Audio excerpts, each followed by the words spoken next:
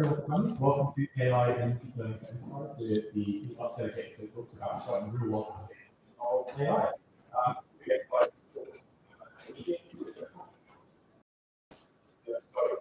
Slight change to today. I think we're going to make it, but we're very lucky to have Jeremy standing in at last minute. Thank you so much, Jeremy.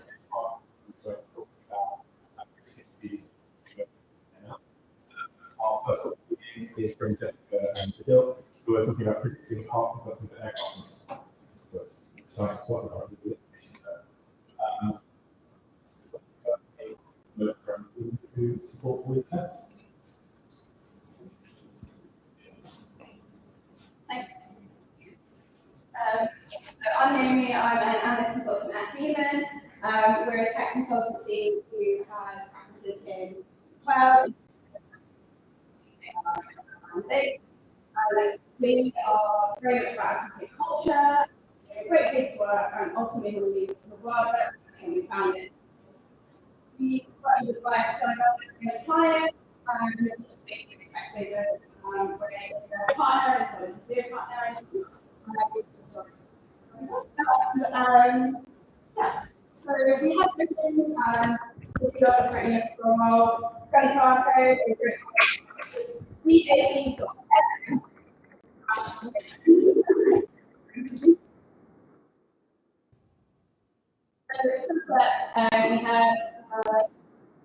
main talk, yes.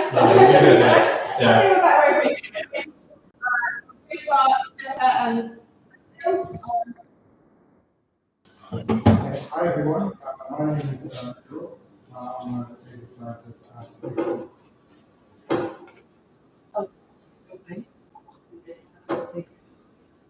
So today we're talking about predicting part consumption at for aircraft maintenance.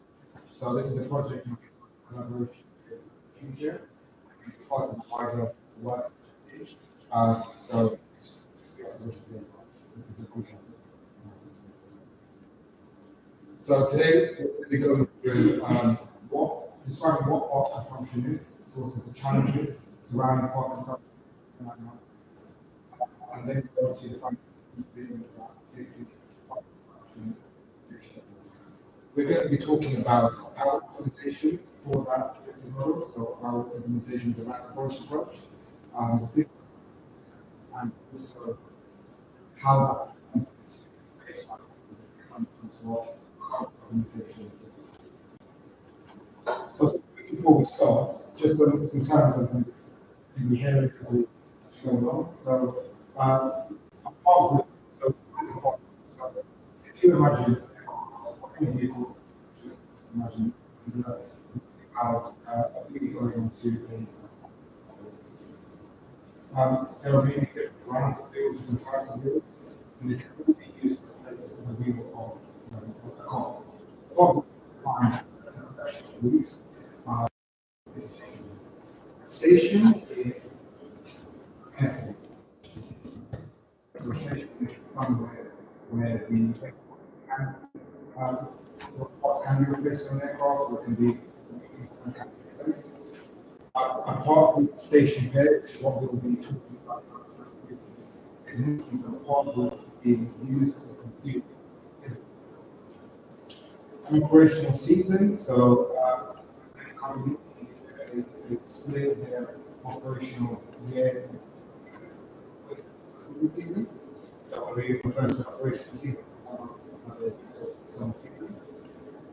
Monthly and seasonal levels. So these have to try to get a part into specific stations, and you can imagine something like the nose will it's one to be shipped from let's say to Paris, for example,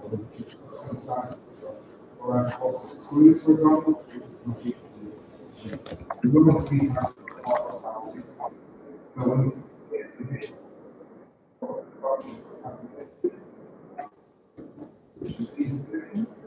and then also produce a monthly prediction, which should prevent the problem. Evaluation seasons. These are operational seasons, which we use as an almost a code set to test the performance and validity which such as the test sample of the model, also separate analysis to make sure that we are getting those consistent results in So just to introduce a little bit more to the problem space. I'm sure all of you are familiar with the brand EasyJet, but just a little bit more about the kind of flight schedules that they run. They run flights between 8 people in the They run about 6 million plus passengers in a year, 475,000 flights, and 1,000 aircraft across different routes, and it includes 120 different countries. This makes problem space quite interesting, but it does allow us to take advantage of some board assumptions. This is kind of a problem rather than a standpoint. So unplanned event might be because of some kind of unusual weather or like a bird strike, some kind of can control planned incidents, and we might have to start with like parts we need to use or replace. But actually, we want to take a look at the whole system, and because we've got many parts in different routes and planes within the two systems basically on it, so instead of look at power consumption at a station level, we take a step back from the part of it, which we so just to give you an idea of the problem we're going to predict this time back. If you imagine that we have this chain of flights, so the flight A that means like when it's flying, it's going towards Berlin, it hits the bird hits the engine, when it arrives in Berlin, it's doing this next, and we decide actually this part is replacing. And the flight was previously, and it's delayed for more than 60 minutes, and within the speed, this is an AHGV, so it's an aircraft and ground event. Anything real aircraft has been grounded for longer than an hour, is unexpected. And the reason we want to minimize this is because the next point that has to do is kind of miss its schedule slot, and instead we have to do a different type of project, we go clean, people who are happy, people who shout about it, use ground power, but we also use money. Basically, we want to try to make part of the section because we want to reduce expenses so that people can travel happily and we have a functioning system. So to bring you to our problems here, I would say coming more part of the section with a view of reducing the number of vehicles.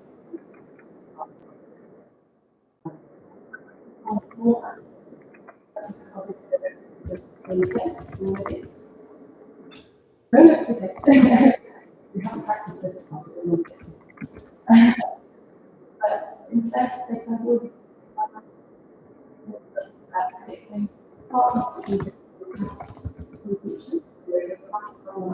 what was my average part consumption at stage level. Let's actually just stop that. Like that's our best guess. Averaging out general behaviour. Another problem is that you can tell actually really underpredicts part consumption. So a lot of the time we end up with like very low consumption levels. And because we're just taking the average, we are likely to underpredict this kind of really sophisticated achievement. And that's really what we like to design solutions to try and so we have sorry, I'm not we propose a solution for data-driven approach with averages. And instead, we actually so prediction model, and we're trying to predict station, part consumption at stations, and we use historical consumption, and we use other data sets and features of the stations and points, and from that we get predicted consumption station, and we also kind of look at its variability behind by this will actually be quite helpful for businesses to identify areas for improvement or otherwise can't see. And yeah, we chose it, but we do have quite a ensure that all the features and we can use different features and different features that are good here. This is actually powerful for us because we particularly look at okay, so how do we solve problems 87? affect our system. So we need some kind of index place with a data set. So we want to look at air stage part group level.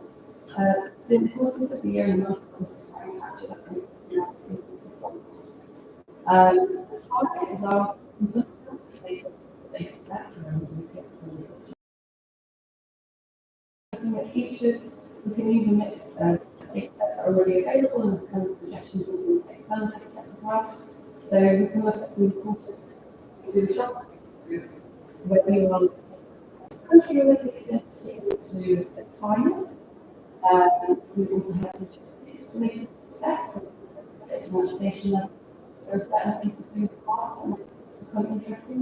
It's like the age of the car, whether it's counter status, distribution of the machine, if it's broken, we might deal with that, but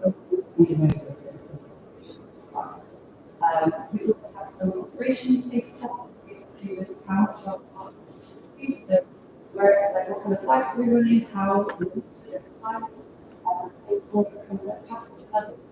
And then also we introduce from subject matter experts, that they need that they help intuitively with going to check whether parts are pushing more than others, or what this is to whether it's, for instance, a sound from and by heat. And we also look at removing periods, which and we project forward to include the rest of the season, so the season this involves some kind of reputation. And we also so that really important parts get a full data set, particularly over this time, indexes that we create, is that people over the call when they use a part, they don't when they don't use a part. So we are recorded data and our consumption data is just recorded usage, but it doesn't really trying to make that part wasn't needed.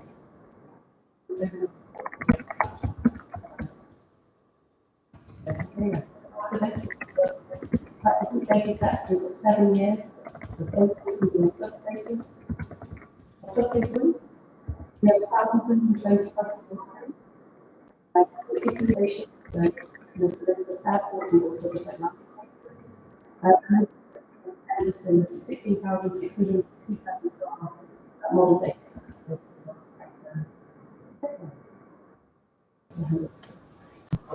There are a couple of nuances with the data set. We removed of those 16,000 plus part station heads and data set. Recorded history. So we remove them from the data set. We're still left with 1 7 data set. So if you see here is an example of a particular part station. We look at it, so we have it once in the past 7. How would you performance for at this stage? It's in the data set. 93% of data has it. So what that means is you take every all cost conversation, 93%. The relative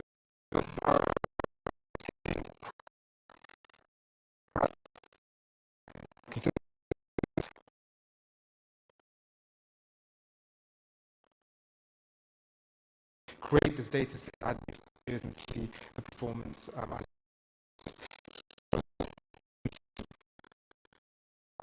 input in the lighter pink over the orange or salmon consumption, you have the data set with the features, you lack features, etc. Something that you set, parameter optimization, bounds of the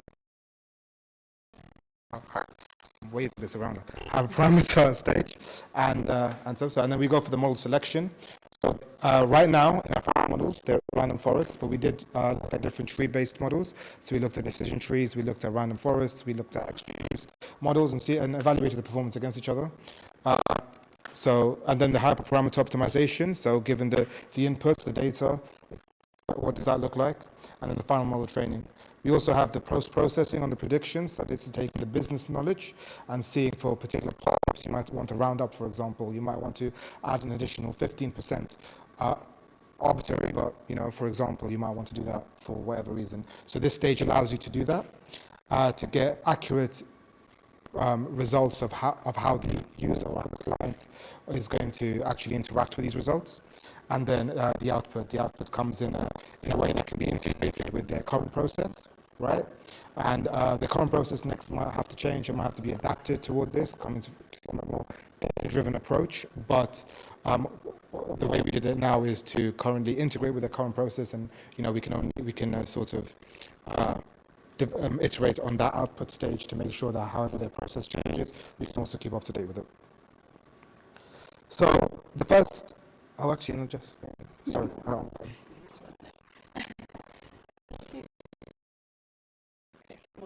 With a random, an 80-20 random split in terms of our entire data set, including the season that we're predicting for. And we also tried looking at variability of consumption. I should have defined that, I didn't. Segmented approach. So this is trying to look at basically reflecting the fact that we saw when we looked at individual part stations. There are some parts for which it's quite level, quite consistent. There are other parts where consumption is really varied, and we really wanted to be able to try and pinpoint these parts because typically where perform better if we can try and identify these. And to do this, we kind of used two metrics. So we looked at how frequently a part was used, so how often did we have to stub that part at that station.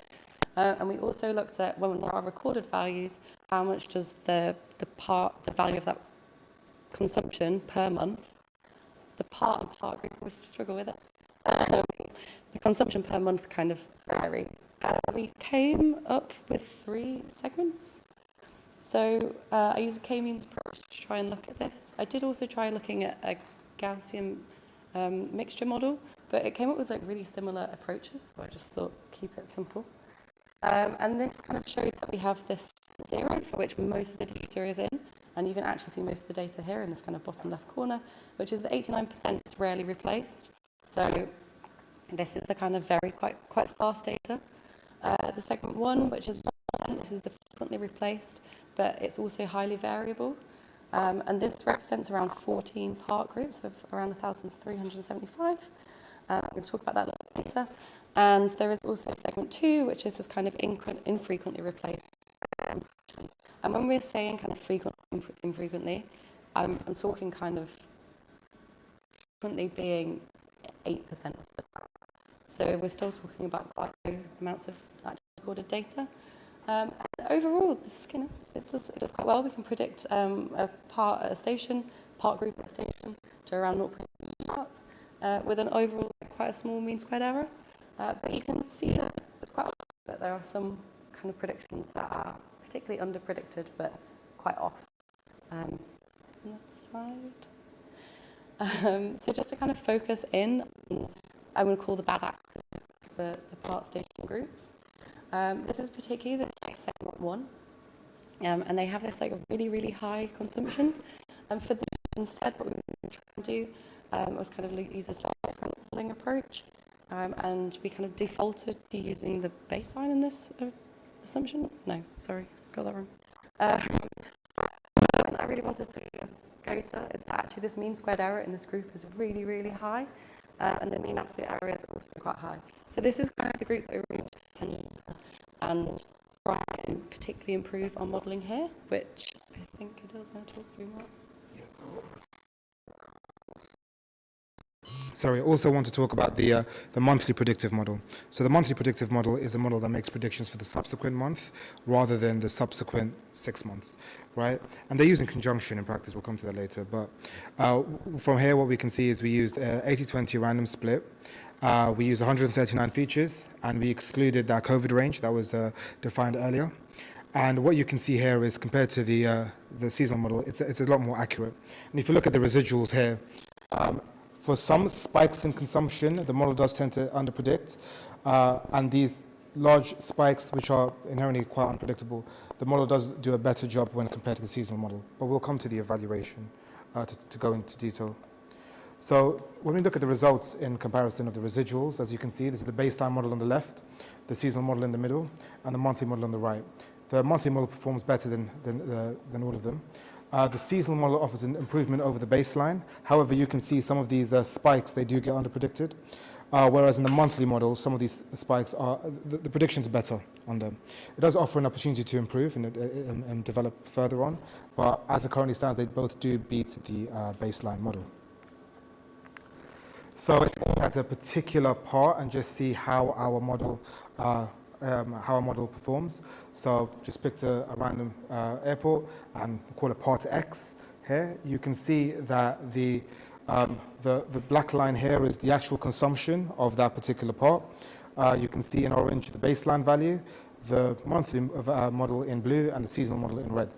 So what we can see here is that both the monthly and the seasonal models predict better than the average baseline, which are given by these percentages on the left here. The percentages are the percentage improvement upon the baseline.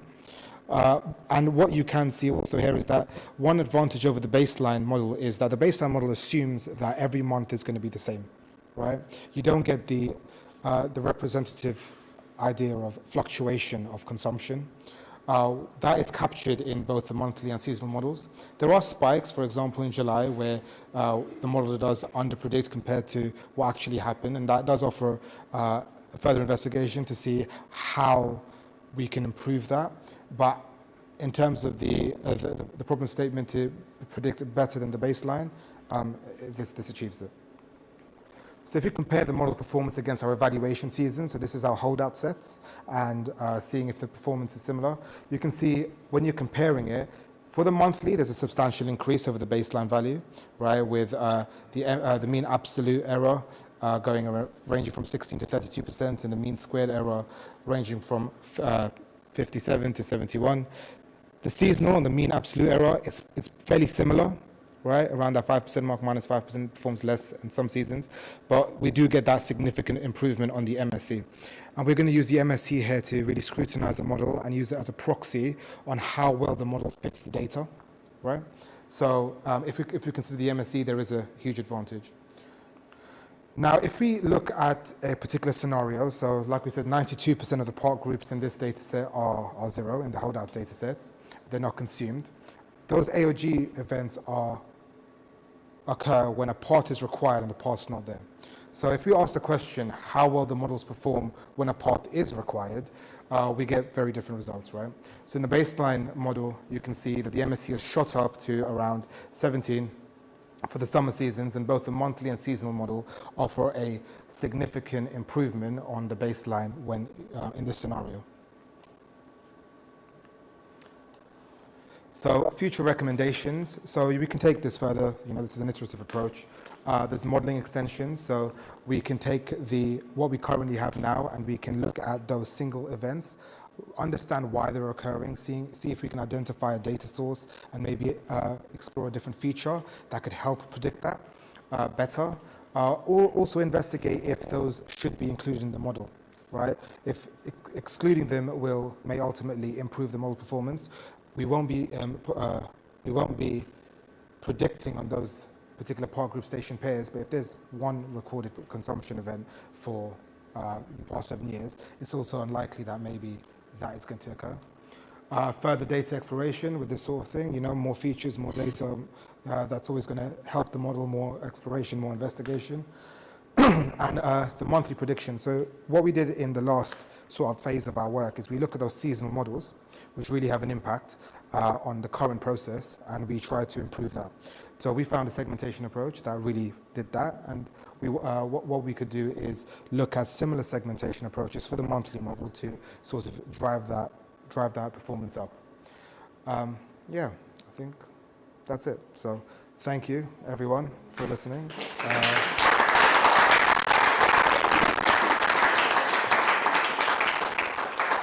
Any questions?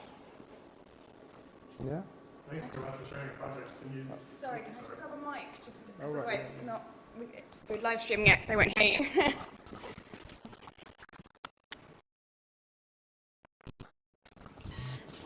All right. Thanks for tell us a little bit about how long that project took you to get to that kind of level of improvement. The project 6 months. About 6 months.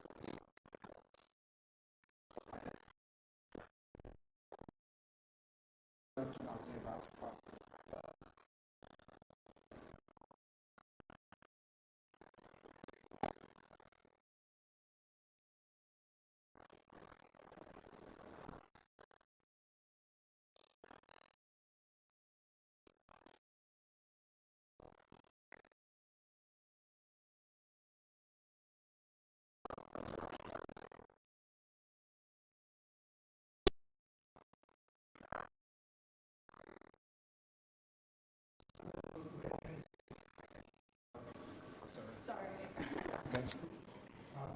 with any project like this, you know,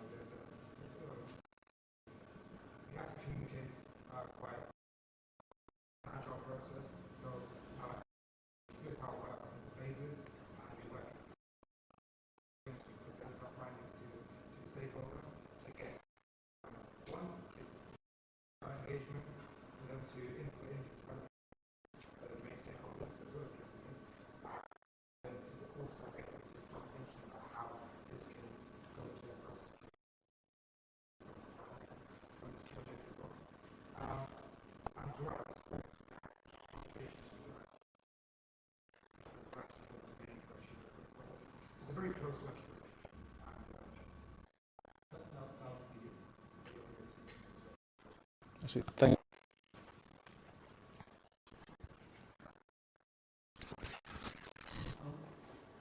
Would there be space in this model to include, for instance, the value of the part as opposed to the cost of one load of aircraft on ground? For instance, like when you keep inventory, if you keep plots that are like 10,000 pot, you want to store all fish in the maximum of that because it doesn't matter if you use that or not. Just play of that. Also storing this. Into this approach? Yeah, we could the cycle that where this could go and if it has value.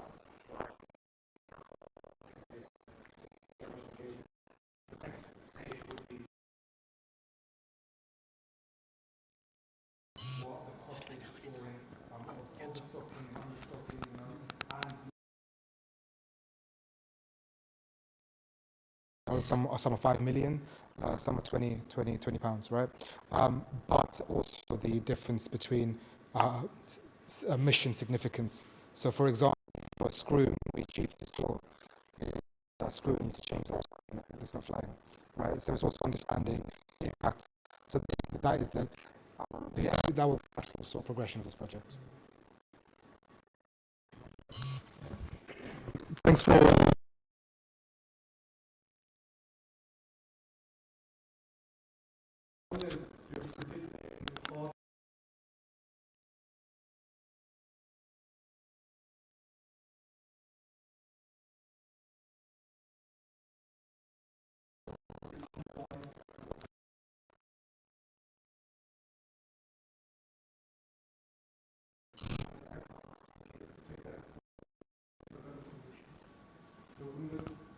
So we really want to model part of the time station because we really want to model the aircraft and model, for instance, miles flown.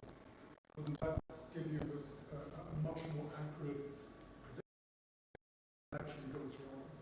And if I may ask the second question also, model language, errors. But going back also to the cost question, I suspect that obviously the mean error could have two different meanings. There could be have made the right prediction, could have made the wrong prediction, and the path could have failed or could have not failed. So wouldn't it be better to, and the impact is different. So if you can't fly, there's a different cost overall to the customer. So would you rather want to look at policy and probably different by part groups, you would probably want to use, optimize your false negative rate or something like that. My two questions. Thank you. Thank you for the questions. So to take the first one on modeling the aircraft, that would be a more effective approach. It's not feasible to do that in this sort of space. So if you imagine, right, part consumption is unplanned planned maintenance. You really want to address the planned maintenance, reduce your unplanned maintenance, and then have a different solution for that, right? So you reduce the unpredictable almost. But imagine an aircraft, and you know that an aircraft is going to, before I go into that actually, there is a parallel effort to improve planned maintenance. This is an effort around that. We're looking at part consumption. Because if you have, let's say, an aircraft that's scheduled to go to Berlin, right? And we know that through our modeling technique, there was a high chance that when it's in Berlin, it's going to need a nose wheel replacement, right? So 6 months ahead, you should set a nose wheel off to Berlin. What happens quite often in EasyJet and a lot of airlines is you have last minute changes to the schedule.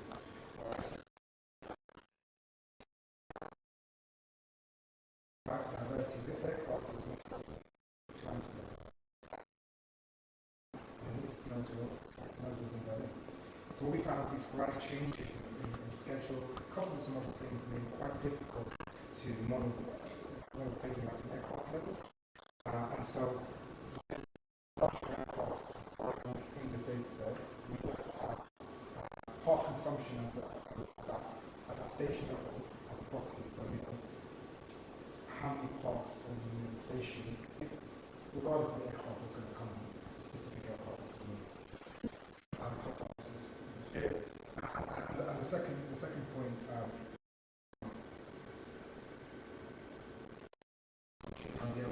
so this topic was actually meant to show the value of right? The absolute error, which is understood, right? It's the same unit. And the mean squared error as a proxy of the vast number of parts to congruent to the what is a fixed number of I completely agree with you. Is broken, unpredictable, significant cost system. So yeah, that progression is to include that in this asymmetric distribution. Very good. Yeah, did you want to Sorry, I don't see the mind balance. Yeah. So from the knowledge that you have from this project, what do you think other industries that this can be replicated? In terms of trying to predict demand consumption, Yeah. I think anything where you've got essentially a large system of moving components. I think off the top of my head what that might be. fleet? Yeah, could be inside different vehicles, kind of fixing anything that's like connected and moving, so trains, cars. So in any sort of fleet you have, if you have like an entity that has different sorts of parts attached to the train, car, van. I think one of the important things is that they're quite like closed systems. So this is just considering, for instance, like the planes that EasyJet own or rent and connect together. So I think as soon as you start having external influences that aren't just the environment, so like let's say climate or birds, but kind of boring inputs into the system, it would probably start to break down. So that's kind of less predictable. Yeah.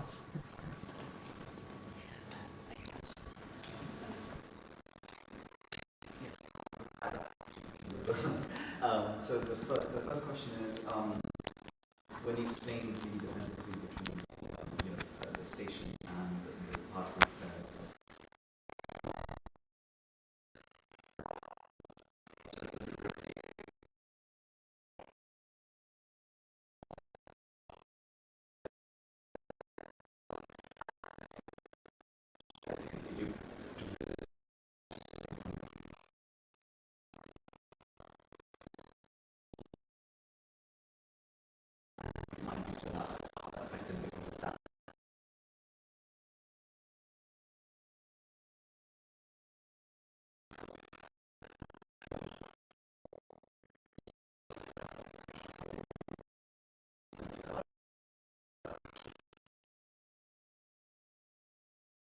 already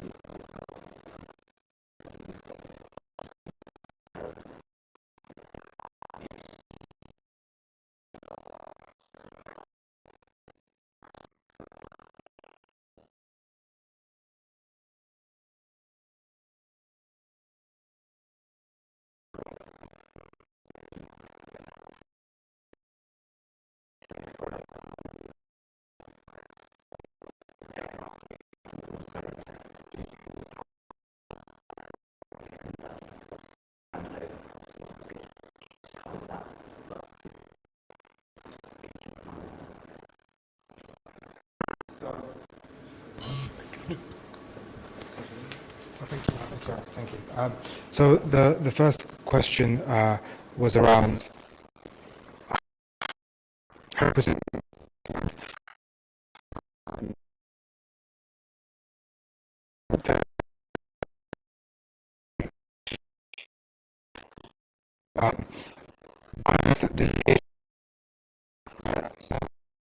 different ways that we've done it. So one thing is, as an overall, the mean error and the mean squared error was something that was engaging for them. The other thing as well that we looked into is we have this vast number of park stations, park groups that they know are operational sort of. It will show at the end of this project. We took all of the data, right? So you saw the graphs, so we visualized it as a line graph, etc., and we put it into a Tableau dashboard, and we allowed them to, slice through the data, the predictions, etc., and see how it performed for exactly the park groups and station pairs that they were after, and we found that to be the most effective way to get that engagement, actually, and drive that engagement. The second point, I'm sorry, your second point? Yeah. There was the first one. Sorry. So like the dependencies between the different part groups. Yes. Okay, this is actually really interesting.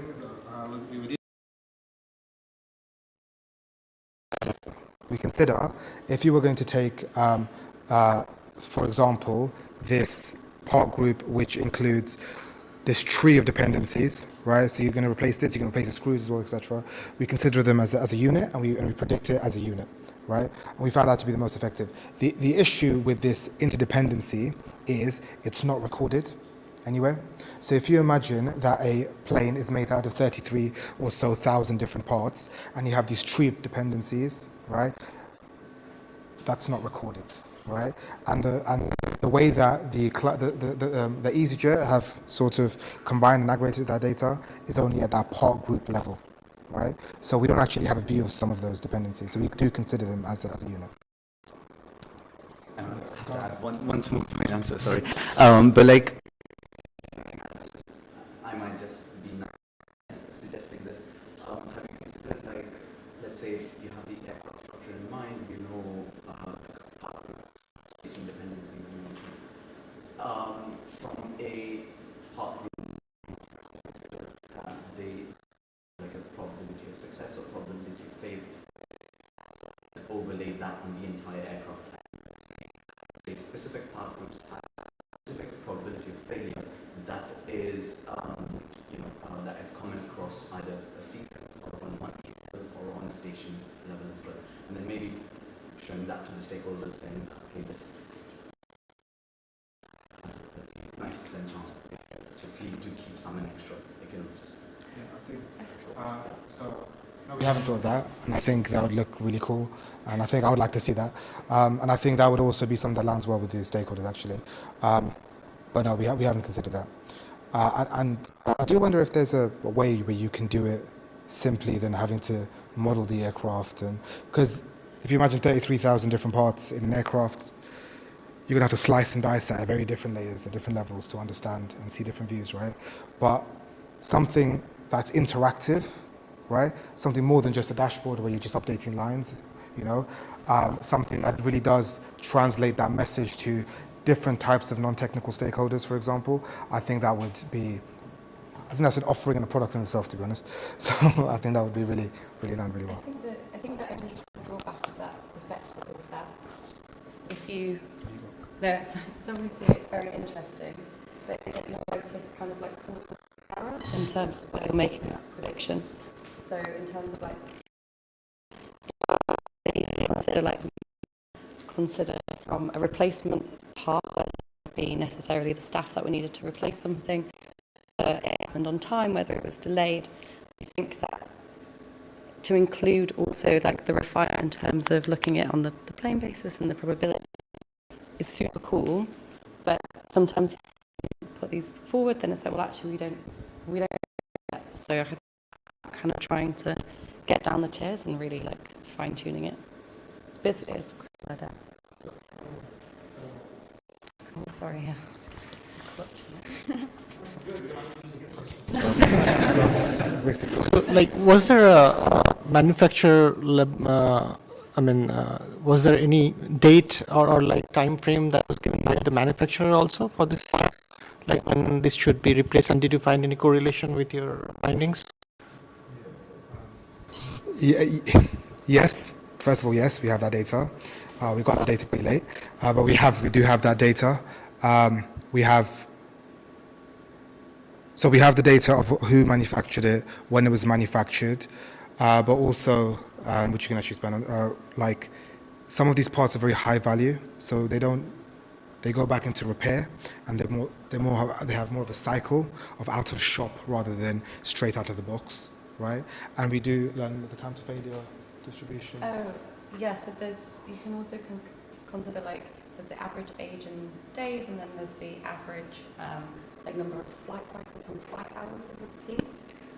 I think there's actually some, in terms of the optimization, like we obviously looked at like quite a global perspective, and I think that some of the most effective things in kind of proving whether it was better than the baseline was actually just simply looking at the total consumption over time and just how well those lines of the predictive model track the actual consumption versus the baseline.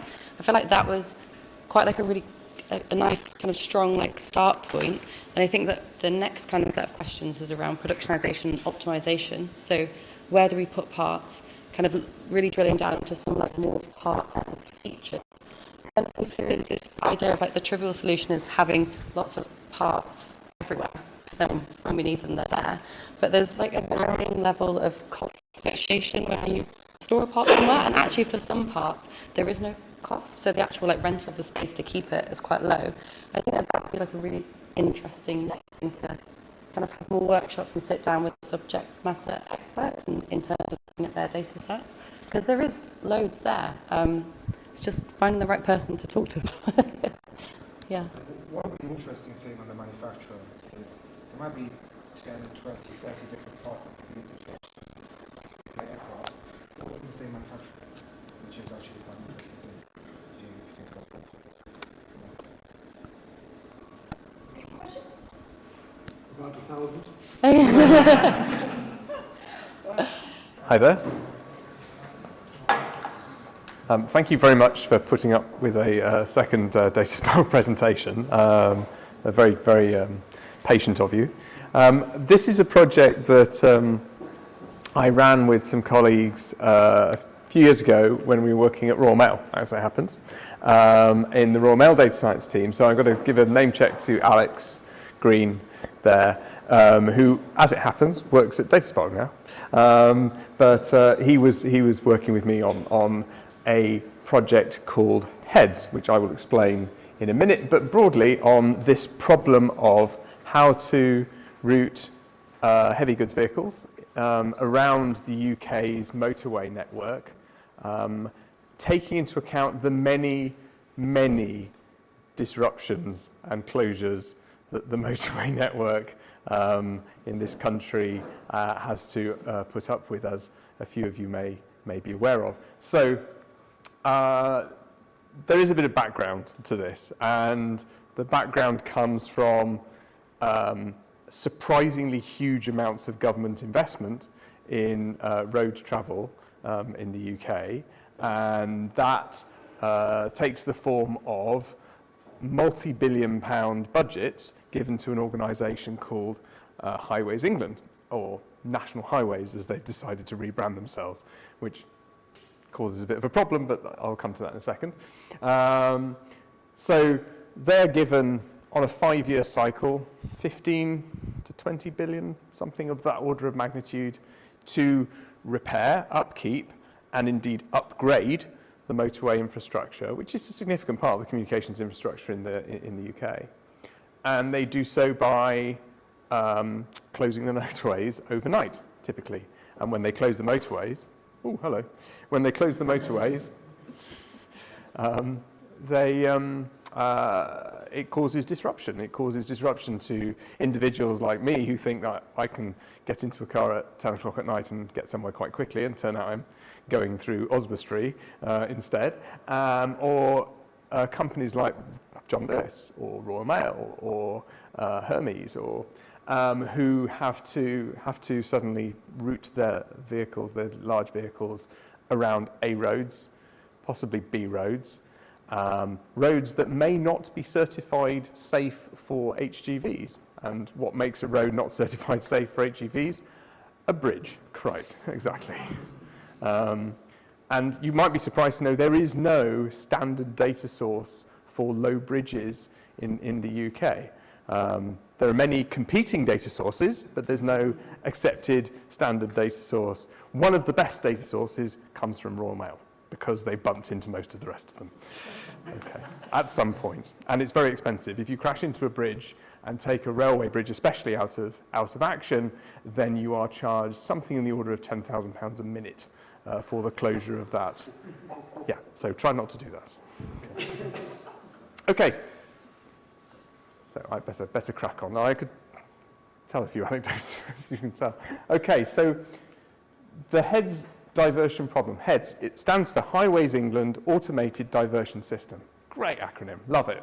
Until Highways England decide to change their branding to National Highways, and then it's no longer such a great acronym. Maybe HANDS or something like that. Anyway, we'll see. Yes, so the problem was, because of this large infrastructure program, because of these closure of the motorways overnight, which is, by the way, precisely the time that Royal Mail run their warehouse, inter-depot routes between millions of items of mail, billions of items of mail between these depots across the country. Because of that, it was delaying the post. Why is that a problem? The Royal Mail is controlled, if you like, it has a watchdog which looks after it, called Ofcom. Also looks after many other organisations, but Ofcom is their regulator, and Ofcom looks after something called the Universal Service Obligation, which is a requirement of the Royal Mail, who are looking after something that was previously in national ownership and protected in that sense. It requires Royal Mail to deliver first-class post, 93%, I think, of first-class post within one day, anywhere in the UK. There are certain exceptions, like Highlands and Islands of Scotland, but broadly, if you post a letter in Penzance and it is addressed to an address in Inverness or Aberdeen, it has to arrive the following day, even though it is not physically possible to get that letter there by road. So what do? They drive it to Southampton and they air freight it up to Inverness or Edinburgh, and then they air freight it from there. They will literally move whatever they need to move in order to get this universal service obligation through. So if they fail to do this, if they fail to deliver 93% of first-class mail, and there's an equivalent metric for second-class mail as well, you'd be surprised to learn, if they fail to do that between certain postcodes, then they get fined, and the fine is substantial. It is £6 million per postcode per adjacent quarter that they fail that metric. There are 130 odd postcode sectors in the UK, so if you're failing in a large number of them, that's a large amount of money. So for Royal Mail, this was an important thing to get right before the regulator really came down on them hard, and they were worried that they would, and then so they brought us in to help. And sorry, I thought I'd turn that off. Is it going to come back? might come back. Yes, it does. Good. So we had some data. We had historical data from large fleet telemetry. What does that mean? There was tracking on all of their vehicles. GPS devices. We'll come back to that. The GPS is interesting in itself. And we had Highways England / National Highways data of all proposed major road closures, and we were given somewhere between 6 and 24 hours notice of them closing a motorway before it actually happened. There was more notice given, so that in some cases there was up to a week, but then they could change their mind and go, no, actually we're not going to close the M1, sorry, a few hours before they were proposing to. Yeah, okay. So that was the that was the data source, the two core data sources that we have, and the proposal was, could we find better diversions that would stop substantial delays occurring to the post delivering between these core hub depots within the Royal Mail network, based on the experience of the previous lorries driving the road network in the UK? And the answer, to slightly spoiler alert, is yes, we could, but it took quite a bit of doing, and it's quite a interesting journey we went through. So, to take you back then, there is a decision cycle that we had to learn about and then be compatible with. And I cannot emphasize, as a data scientist, how important it is to understand the decision that's going to emanate from the analysis that you do. Because analysis is analysis and science is science, and these are all fantastic things, and deploying cool algorithms and writing them and implementing them and basing them on data is terrific. But if those algorithms, when they run, don't inform a decision which can be actioned, then it is not particularly useful, I would argue.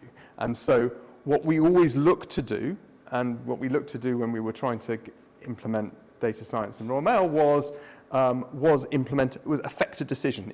Whether it's a nudge, it doesn't have to be automated, it doesn't have to be a machine taking the decision. It could be a nudge, a recommendation, a suggestion, something where we're pushing a better quality decision into the system. It could be still human curated, human looked after in some sense, but important as a decision.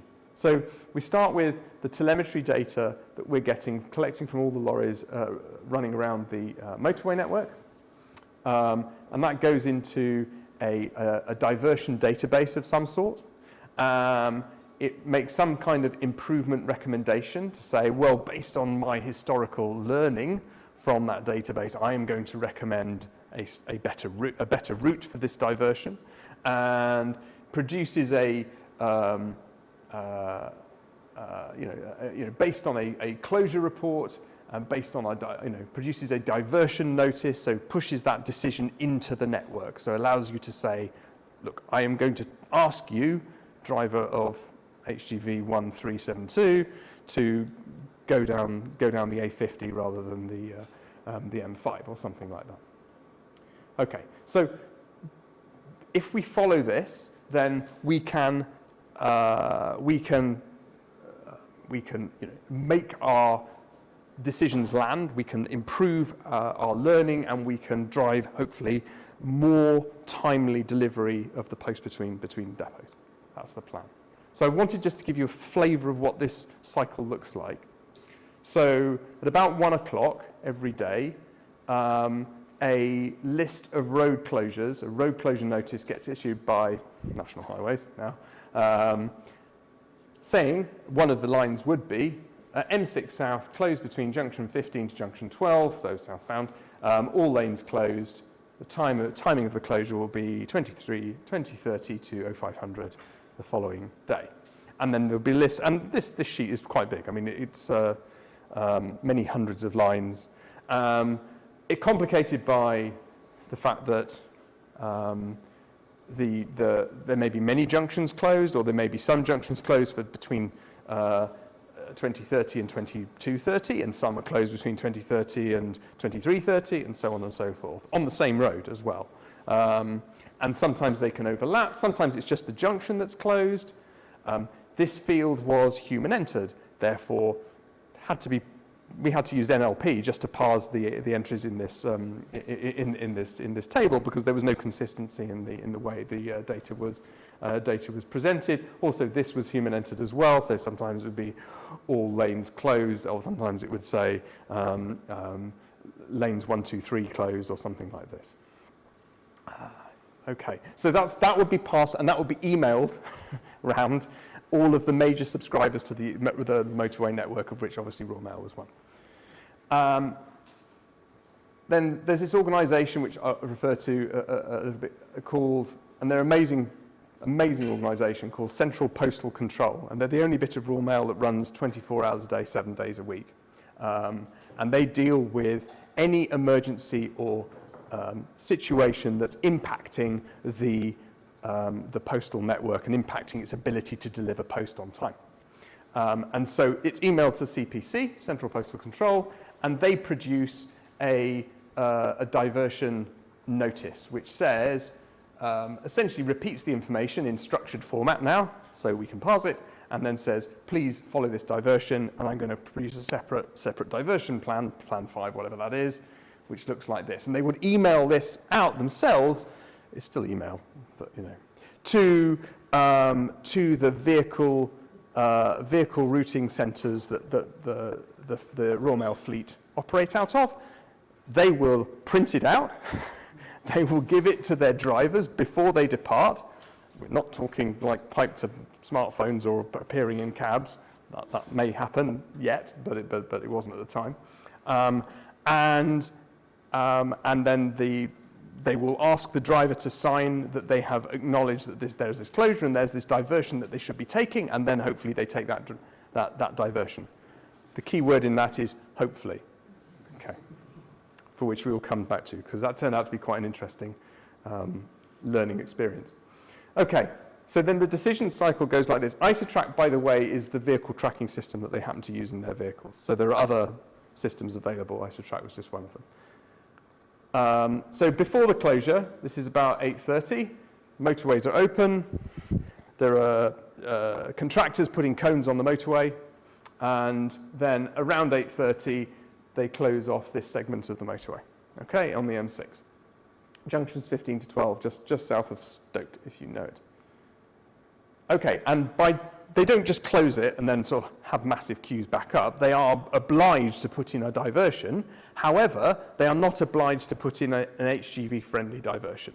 So they may, and have, to the consternation of Central Postal Control, routed all the traffic, including Royal Mail lorries, through unsafe, bridges and under unsafe bridges or non-compliant bridges, and that obviously causes quite a lot of emergency phone calls to police and Highways England. And in doing so, because all of the motorway traffic is now suddenly pouring off the motorway, UK motorways typically 3 lanes, with the smart motorway programme then 4. You funnel that into an A road which maybe has 2 or probably 1. Fluid dynamics says you're going to have a traffic jam as a result of that, if nothing else. You instantly produce a delay of between 48 and 65 minutes in this example, for instance. Okay.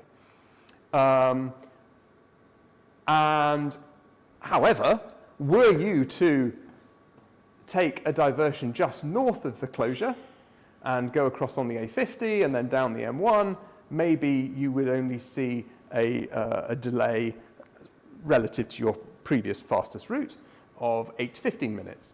And then maybe if I came round on the A500 and the A50 around Stoke, I would see a delay of 15 to 25 minutes, but certainly nothing as bad as if I took the Highways England diversion on the local A roads, which is currently completely chocker. And then maybe another. So the point is there are many ways around the diversion using appropriate A roads, which are going to be HGV safe and have different characteristics. And the point is, the Royal Mail delivery fleet network, along with all of the other operators in the UK, collectively have a huge amount of information and historical learning in drivers' heads and now in telemetry devices, which give us very good evidence as to what the relative merits of taking the purple versus the blue versus the orange diversion might actually be. So the question really was, could we learn this from this telemetry data and turn it into a recommendation, which could then be given to the drivers in a timely way? And that, again, is an important part of it. So, between 5 and 7 in the morning, we're now looking at feedback coming from the telemetry system, which says, this lorry, NDC241, didn't take a diversion, was due in at 1:30, it was delayed by 63 minutes, and there were other vehicles which took that route. Also saw a 69-minute delay. Second duty MVOC 613 went down the A50, was delayed by 10 minutes, was in only 10 minutes late, and so on. And so, it would actually get vehicle by vehicle what the infer time should have been into the say the national distribution centre, and what the arrival time actually was, and then there would be a wash-up call the following morning with the head of Central Postal Control angrily getting on the phone, going, "What the hell are you doing? Going through the diversion we explicitly told you not to do. Did you not see the diversion notice we put out, or did you not read it, or did you not sign it?" And sometimes the answer was that, no, I didn't, because the diversion notice didn't arrive until after I'd left. And that is a key problem. In data science, the amount of time it takes for you to make a decision and issue an impacting decision is a really important factor in whether that decision can be actioned. If someone is needing a decision to happen in 10 minutes, but your fantastic algorithm takes an hour and a half to run, then it's pretty useless in the context of a 10-minute decision window.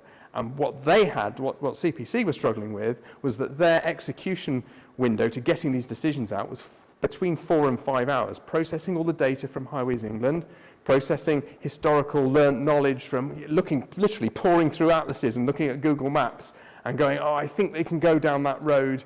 I think that's not got a bridge on, that's a problem. Let's write down that route quickly. Let's get it into a spreadsheet. Let's put it into a document. Let's email out the document. It takes a long time, especially if you're doing it for 100+ closures a night.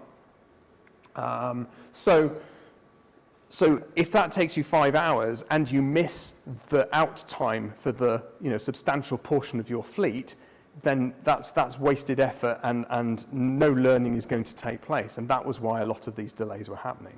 So it was a really important part of the project that we could impact that decision horizon, if you like, that decision time window.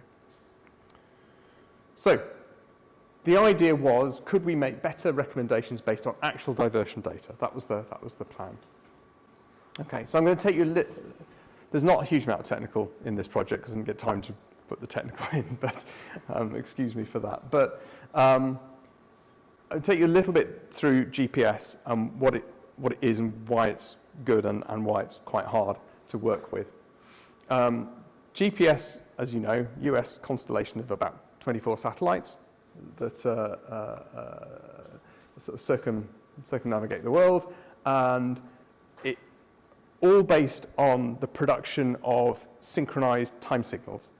So if you have a GPS receiver in your car or on your phone, it's literally listening for these time signals from as many different satellites as it can possibly see.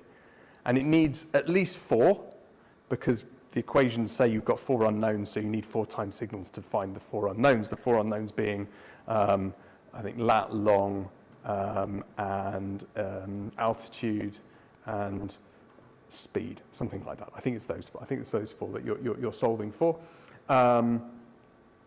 Typically, once it's been through the processing that your GPS box gives you, you get a lat, long, and a time, and maybe an altitude, usually an altitude.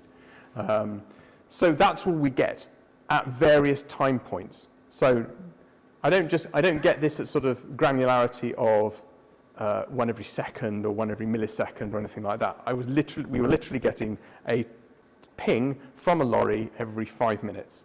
When 5 minutes, a lorry can go quite a long way.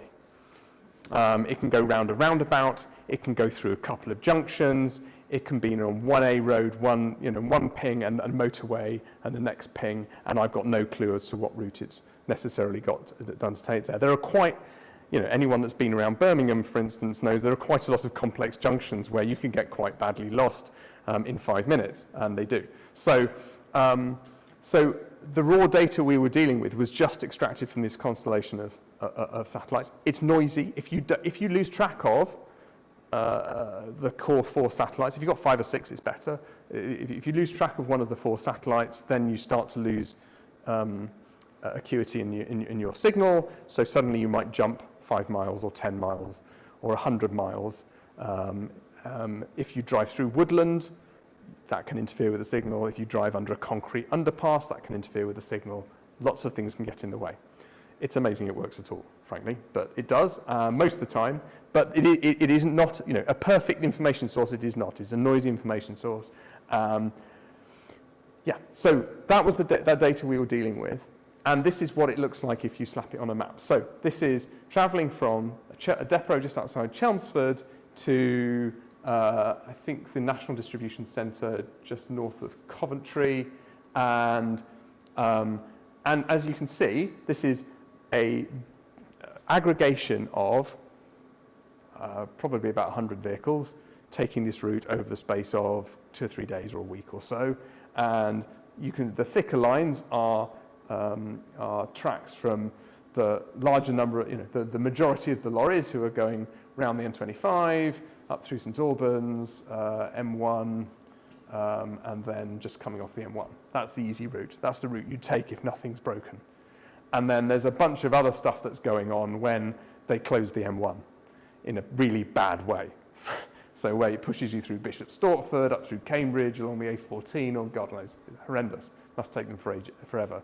God knows what happened to force them through Bedford. That's a nightmare. But look, you can see the sort of thing we're dealing with. You've got this sort of jump, these very angular points, and this is what 5 minutes can mean in terms of. There's a just north of Milton Keynes, it would be GPS ping here, and then the next one comes just as you're flying off of the ring road outside of onto the A5, and there's probably a similar lorry taking exactly the same path, but it's picked up it's pinged at a slightly different time, so it looks like it's on a different route, but it's not. It's on the same route, it's just pinged at a different moment when it was on a slightly different part of the road network. So it looks like you've got this sort of spider's web thing going on. Same around St Albans, same around there, and so on. So we have to be able to pull this apart, work out several things. One is what routes, sequences of pings are the same, as in representative of a lorry taking the same route, and what ones are different. So taking a lorry, so 2 lorries, one takes the route up the M1 and the second one does a little detour around Milton Keynes and then comes back on, that's a different route. I've got to recognise it as a different route because it had one tiny element of it that had a detour. Remember, this is all about diversions and detours. I really do need to pick this up. However, I don't want it to be so sensitive that if a lorry comes off and stops at a service station, it thinks that's a detour, because then suddenly I'm counting every service station cup of coffee as a potential detour in my data source. And then I've got to, once I've decided that I've got an actual route, I've got to work out what that means in terms of the actual underlying geography of the route it took. Is it on the M1 until junction 3 and then coming off the M1 at junction 3 and going on to the A5 or something like that? Thank you very much. I really should have sorted out my screensaver, shouldn't I? There we go. Yeah, so I've got to work out what the road labels are, basically, on the route that I'm taking. Okay, so I'm going to give you a flavour of what we did. I'm not going to go into as much detail as I would usually like to, so apologies. But this is where the machine learning obviously came in. We used something called the Hausdorff distance, which is a lovely bit of pure mathematics, which allowed us to take 2 sequences of GPS pings that are going off down the motorway network and compare them and say how close do these sequence of pings, how close are they to each other to enable us to say with some degree of confidence that they are the same, running on the same underlying path, if you like, on the same underlying network. And you know, essentially you take track A and you take track B and you look, okay, I've got a ping on track A, I'm going to look for the closest ping on track B, and I'm going to continue to do that for all of the pings all the way up track A, and then I'm going to find the point of maximal deviation as I do that. You know, the point where essentially I was going following the same network, and then suddenly I do a little bit of a wiggle around Milton Keynes, and I pick up that deviation and say, oh, okay, that's bigger than my parameter, whatever the parameter it is that's distinguishing between these two tracks. So I'm going to call that a diversion. Okay. So that's my Hausdorff distance. It allows me to say, am I on a diversionary route or not? And then I use something called dbScan, which is a machine learning technique for clustering, spatial clustering in particular. It's a really lovely approach, really lovely technique. I put a little diagram there where you enables you to look at data points that are spatially clustered close to each other and say, if you're within a certain distance of a neighbor which is part of your cluster, you're also part of the cluster. And if you're outside of that, then you're an outlier and you're not part of the cluster. And it allows you to sort of build these organic clusters from your data. And we use that on not individual GPS points, we used it on the whole route. And we use the Hausdorff distance as the metric of distinction between those routes to enable us to say, this route is different to this route, and that route is different to another route. So what did that give us in the end?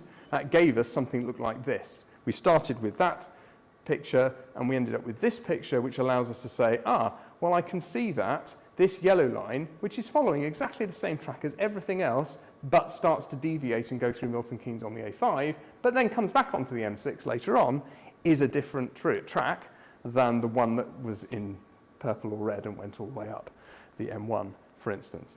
Surprisingly hard problem to get that to work. Took several months, but was really interesting and enabled us also to solve the problem of labeling, because we did a similar approach with underlying mapping data from open maps to then establish what the road level segment labels were to enable us to say, actually, when you take this diversion, this is what it means.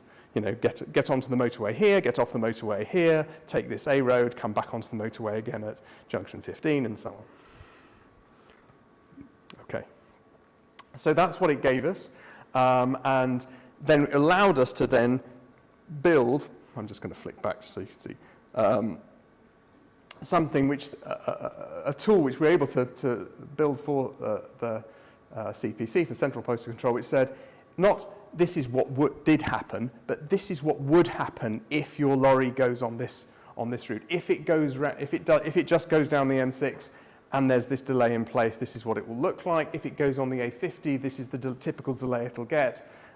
If it goes on the A500, then this is the delay it would get, which enabled them to produce the recommendations that could be sent out to the vehicle operating centres to advise the drivers, you should be taking this route because it's going to be quicker and it's not going to cause a massive in-for-time delay into our big distribution depot, which in turn will cause a processing problem with the post, which in turn gives us a fine from Ofcom.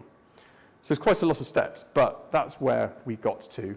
And they're using it, and they're using it today, which is fantastic. And it is, you know, according to the good friend now who works at Central Postal Control, something that they're really, really pleased with. So I ought to give I was going to quickly say what a couple of the key project learnings were, because I thought it was quite, trying to work out what things really, for me, were the most important from this. I thought the first one was this element of time. We were able to improve the time to access the decision from 4 to 5 hours to 20 to 30 minutes. And because we shrank it from 4 to 5 hours to 20 to 30 minutes, it meant they hit the vehicle operating centres with the correct recommendations in a way which meant all the drivers got to see those notices. They still maybe didn't take, the care and attention of the notice they should have done, but they did at least see them. So there was no excuse of saying, well, it came through after I left. So we managed to park that. And the other key learning was having trust, building trust in the AI solution, in the ML solution, is so important. And if you're producing something which is based on essentially statistical learning, so sometimes it works, hopefully most of the time it works, but sometimes it doesn't because it's statistical and it's based on data and there's noise and all kinds of stuff going on. If you can still build trust in it nonetheless, that most of the time it will make really sensible decisions, it will make good, informed, sort of expert level decisions, people will start to buy into it, they'll start to believe it, they'll start to really value it. But if you if it throws out wacky recommendations, crazy diversions that make no sense, then people will very quickly go, this is hopeless, and I'm not going to even look at this. We'll just get the atlas out and we'll do it the way we used to. So are you picking out the correct route groups? Are you distinguishing between routes that went one way versus another, or are you over segregating or under segregating? And are you identifying? The labeling of these things was immensely difficult. If you carefully label every road segment between every ping, the string which describes your route is thousands of characters long. Okay, so you can't put that on a diversion notice because no one's going to read it. So you've got to somehow truncate it to something which goes, yeah, it's basically go on the A1, then come off the A1 and go onto the M1, and then come back onto the A1 slightly later. And that level of almost informality is what you need to be able to present something which is going to be useful. If it's too long, it's no good. If it's too short, it's no good because it doesn't represent the route. Okay. And then I just want to give a shout out to a fantastic organisation called Safe and Trusted AI Centre for Doctoral Training, which runs out of King's College and Imperial College. And they ran a group project with us at Royal Mail and Highways England on this project, looking at other ways of clustering, how we could start to make assurances about whether we were going to get reasonable outcomes and reasonable decisions from this project. They did a fantastic job. They gave us some really excellent outputs in terms of the more robust algorithms that we could be using. So we really enjoyed that. They run PhDs. They're very happy to collaborate with companies on how they can build safe and trusted AI systems with them, which you can really rely on. I think that's the important thing.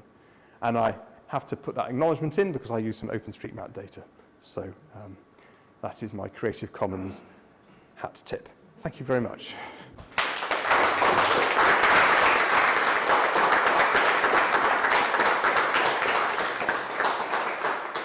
I remember how to use the mic there. Massive thanks again to Jeremy for putting that presentation together on about as short notice as you can put a presentation together. So a big hand again for Jeremy. Thank you, that was awesome. So, any questions? And I will run around with the mic.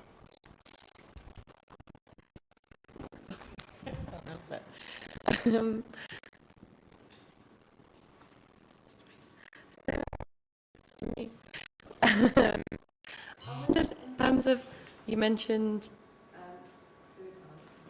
yes, and if you're converted, then you're part of like a secondary traffic route that you know things that you're tracking and not what they're being tracked in. So like the heavy goods vehicles, but maybe not the environment that they're in. And is there a big change between, like, how do you for if they were the first to divert off the route versus if they were the 10th or the 20th, or do you just have that route time? Or question. I mean, there is a lot of noise in this, right? You're absolutely right. So what happens, just asking, if you're lucky, you come off as the first diverted vehicle or the 10th diverted vehicle, and you just don't see that much delay. But if you're the 1000th diverted vehicle, you're going to see loads of delay. So there will be a few outliers where people appear to take a diversion, and it's unbelievably quick. So the question really then is how much, what belief, what weight do you put in those outliers? Do you go, this is possible, it's possible, you can all go down this amazing magic route, and it will teleport you to to the depot, or do you think, well, hang on a minute, maybe they got lucky, maybe there was some noisy data, maybe something went wrong with the algorithm, or whatever, so how much weight do you put in something which is essentially going to be an outlier? And so what we did was, we looked at medians, we looked at sort of percentiles within the set of vehicle data, evidence that we had of vehicles that we'd taken that route, and we based the decisions based on sort of medians and standard deviations of medians. So we were deliberately trying to ignore these outlier tracks, which is what that would be. Yeah, but cracking question. Yes, we saw a lot of that kind of thing. Thank you. Thanks for your talk. It was a really fun talk. Okay. And thanks for the maps, especially for blanking out Oxford. Greatly appreciated. Not on purpose, I promise.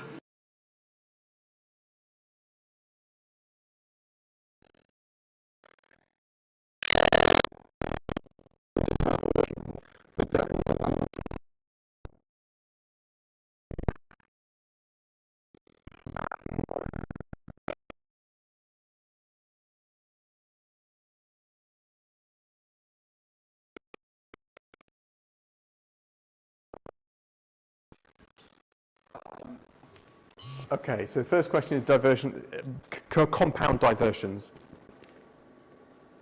And yes, there were routes you could have. There were routes that were multiply affected by road closures, and so would have a diversion to go around the first road closure that was maybe insignificant, and then a second diversion which went around the second road closure, which was very significant. We were able to cope with that in the sense that we could pick out this complex route that was doing this thing, but this particular set of diversions. The danger would be, I don't know if I can bring the slide back up actually. Maybe not. Is it not going to work? Might have been signed out. Who knows? Never mind. The danger would be that if by applying one diversion and then another diversion, we might have reduced the number of lorries that had ever taken that particular combination to the point where we're talking very small numbers. And so then you're in a situation where we had to give, one of the things we learned was we had to give a measure of our level of belief in the route, in the timing that we were coming up with. So we weren't just going, oh yeah, this will take you only 5 minutes more. We had to say, this will take you only 5 minutes more. By the way, only one lorry has ever done this in the last 3 years. In which case, they would probably go, you know what, I'm going to take the one that takes 7 minutes more because 200 lorries have taken that, and I have a much higher degree of belief in that particular route as a result. So we had to sort of, think about the sort of user experience and what they were, how they were going to know that this was something they should put trust in as well. So that was one. I'm sorry, that was the second question. Diversion versus fastest diversion.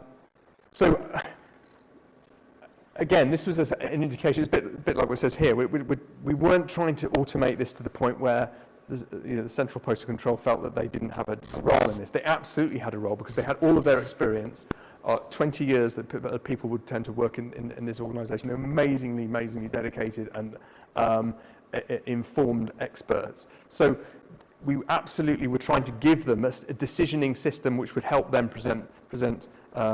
make that decision and find the best route, not necessarily the fastest route. So what we do is, yes, we presented the routes, possible diversions that were applicable in time order. So how did this work? We'd say, okay, we'd ingest the Highways England data, which was a data science project, stage 1 by itself because of all of the rubbish that was in there. And then we'd say, look, here's your route, typical route from Warrington to National Distribution Centre. We think that it's affected by the following closures. Do you agree? So we had to have some element of human intervention there, just to make sure that we weren't making this stuff up. So they would select the diversions or confirm the diversions that applied. Then we would present in order and a map the diversions, the diversionary routes plus the extra time that was going to be added if they took that diversion, and the number of lorries that had previously seen that diversion, and then they would get to select which one of those will get elevated to the diversion report. So that was the bit of human in the loop sense checking, because it was quite important to get it right, so that was really needed. So it wasn't necessarily the fastest, it was sometimes the second or the third fastest because of that trust issue. Cool. Thank you. Sorry. I think we have time for one more question. I think you were first. Do you consider the underlying graph of roads how used and it's very difficult to encounter in the way you were generating and routes? Great question. So I really wanted to do this. I really wanted to build a graph model of the motorway network, and because I felt that using that connectivity would give us more power in terms of labeling, in terms of producing meaningful meaningful routes that could be properly described, that kind of thing. So, and the number of times I'd say to the team, we should be using a graph model. They got quite bored of it, I think. I think in the end we didn't. We were able to keep it a little bit more simple by maintaining what was a road segment model. So we'd have road segment would be sort of between junction 11 and junction 12, between junction 12 and junction 13, and we were able to do a sort of a mapping of GPS points or implied GPS points, because sometimes it's possible to go through a road segment without pinging in it. It was possible to go through those road segments and then sort of concatenate them into a list and then say, okay, this is the sequence. But it's no good going, this is what I mean about presenting this massive string of descriptors for the route that you've taken, because you'd typically, because if you were just to present that, you go, oh, I went from junction 9 to junction 10 to junction 11 to junction 12. You can't give them all of that data if you're just still on the M6. So you just wanted to say, stay on the M6 until. So there was then a post-process which we went through. So I think it would have been the cleaner way to do it. Probably if we started the project again, we would have done something like that. But did we do it? No. We slightly regretted not doing it occasionally, but we didn't. We got away without doing that. I'd like to have done. Good question. Go on, one more. Just for you. Oh, thank you so much. So yeah, in terms of the algorithm, I'm coming to understand, I think, from the first question as well. Let's say if lorry 1 traversed a route with times T2, T3, and the difference between each of their locations are 5 minutes. Lorry 2, lorry 3, lorry N, and so on. They might have different locations based on their times as well. So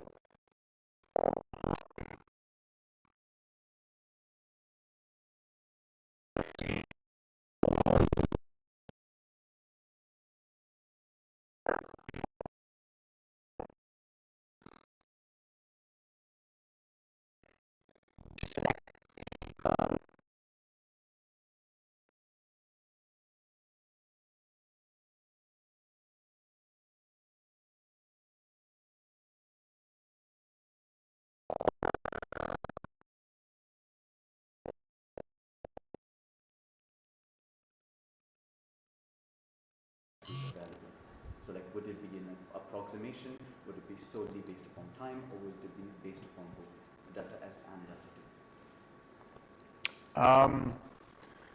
2? If I understand the question, are we talking about the recommendation, or are we talking about spotting the original map? About the confidence interval in the recommendation. Oh, okay. Yes. Oh, good Lord. I think it's safe to say it would be dependent on almost all the things you mentioned, in the sense of there's the time element, there's the spatial element, there's the uncertainty there's an uncertainty factor in the GPS data itself, sometimes they didn't ping, so suddenly I get a variable delta t, sometimes it would be 10 minutes and then 5 minutes and so on, or it wouldn't be received, it would get lost in the network, or get filtered out. You sort of assume that it couldn't possibly jump from just outside Birmingham to just outside Cardiff and then to just outside Birmingham again in the space of 10 minutes. So, so you had to go, I just don't believe that one, so I'm going to ignore it. But then now you're missing one. So yes, I think this, I would love to have produced confidence intervals statistically for this. We in the end came down to this notion of number of times we believe we've seen this plot as being a surrogate for confidence, and that was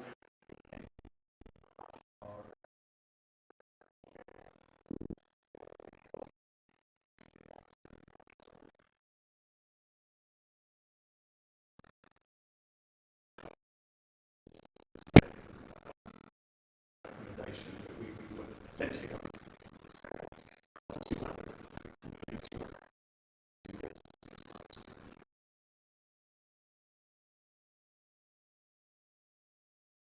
quite powerful. So I would love to have done a translation from all those parameters that you just mentioned into a sort of statistical confidence level. It'd be interesting to know how that would have gone down with the users who are very expert in what they do, but not necessarily scientists in terms of their understanding. I mean, we could have educated them in that, but so we didn't do that. But almost certainly all those parameters would have influenced that confidence level. So yeah, it's a good question though. Thank you. Thank you. Thank you so much for that fantastic presentation.